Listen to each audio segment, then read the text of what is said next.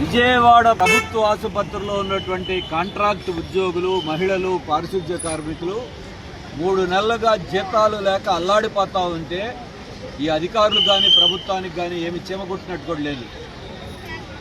మంత్రులు సింగపూర్ వెళ్ళటానికి కోట్ల రూపాయలు ఖర్చు పెట్టడానికి డబ్బులు ఉన్నాయా?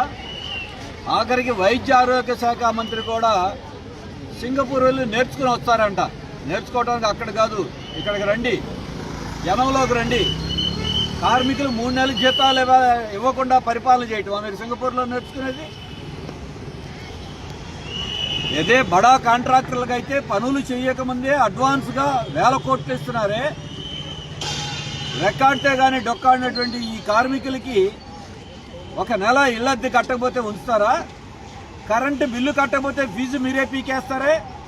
అసలే ఈ యుద్ధంలో రేట్లు పెరిగిపోయి గ్యాస్ దొరక్క నానా అవస్థలు పడతా ఉంటే ఎలా బతకాలి వాళ్ళందరూ? మరి ప్రభుత్వానికి కనీసం లేదా? ప్రభుత్వ ఆసుపత్రి అంటే వైద్యం అంటే అత్యవసర సర్వీసు. రోగులకి సేవలు అందించేటువంటి వాళ్ళకి జీతాలే లేకపోతే పని ఎలా జరుగుతుంది? ఇది కార్మికులకి ఇబ్బంది పెట్టడమే కాదు, మంచాల మీద ఉన్నటువంటి రోగులను కూడా ప్రభుత్వం ఇబ్బంది పెడుతున్నట్టే లెక్క. గవర్నమెంట్ ఆసుపత్రుల్లో ఉన్న కార్మికులకు జీతం ఇవ్వకపోవడం అంటే కనీసం మానవత్వం లేదా ప్రభుత్వానికి?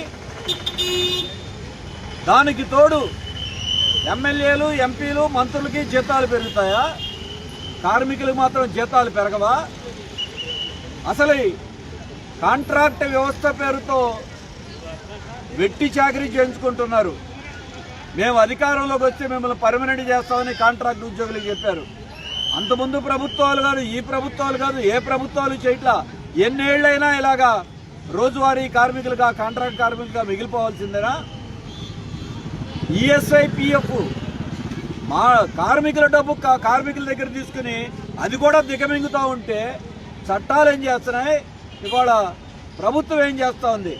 కార్మిక చట్టాలని అమలు చేయాల్సిందే గవర్నమెంటే చట్టాలను ధిక్కరిస్తే కంచే చేయడం వేసినట్టుగా ఉంది. ఇంతకంటే దారుణం ఇంకోటి లేదు. అంతకుముందు జీతాలు పెంచమని గొడవ చేయాల్సి వచ్చేది ఆందోళన. ఇప్పుడు ఉన్న జీతం ఇవ్వమని కూడా రోడ్డు ఎక్కడం అంటే సిగ్గుపడాలి ప్రభుత్వాలు.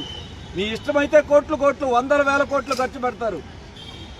మరి అందుకే ఇవాళ సిఐటి ఆధ్వర్యంలో కార్మికులు రోడ్డెక్కారు.